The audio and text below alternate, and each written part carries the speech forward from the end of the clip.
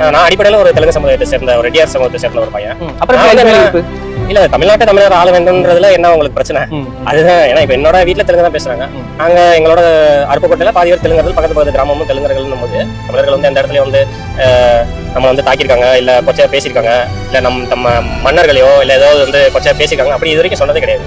இப்போ சீமானும் அது மாதிரி தான் சொல்றாரு. என்னன்னா தெலுங்கர்கள் இங்கே இருந்துட்டாங்க, அவங்களுக்கு என்ன சலுகை கிடைக்குமோ கிடைச்சிட்டு தான் இருக்கு. அதுல எந்த ஒரு இது அது சீமான் என்ன இடஒதுக்கீடுல இருந்து ரெட்டியார் சமூகத்தை எடுங்கன்னு சொல்றாரு. நானே சொல்றேன் ரெட்டியார் சமூகத்தை வெளியில இருந்து எடுங்க, இடஒதுக்கீடுல இருந்து எடுங்கன்னு தான் சொல்றேன். ஆனா சீமான் அது கூட சொல்ல மாட்டாங்க. அந்த அளவுக்கு அவர் வந்து ஒரு பண்பான ஆளு. ஸோ அதுக்காக ஒரு தமிழர் வந்து ஒரு தமிழ்நாட்டை ஆளணும் அப்படின்றது என்னோட ஒரு முழுமையான தாட் ப்ராசஸா இருக்கு. அதனால இங்க வந்திருக்கேன். ஆமா, தமிழர்கள் ஒன்று கூடணும், தமிழர்கள் சாதியாக பிரிந்து கிடக்காம எல்லாருமே ஒன்றிணைஞ்சு ஒரு தமிழரை நிப்பாட்டி ஜெயிக்கிறது கொண்டாட வழியை பாருங்க அப்படின்னு சொல்றாங்க. இந்த மாநாட்டில வந்து என்ன இம்ப்ரெசிவா நீங்க பாத்துட்டு இருக்கீங்க?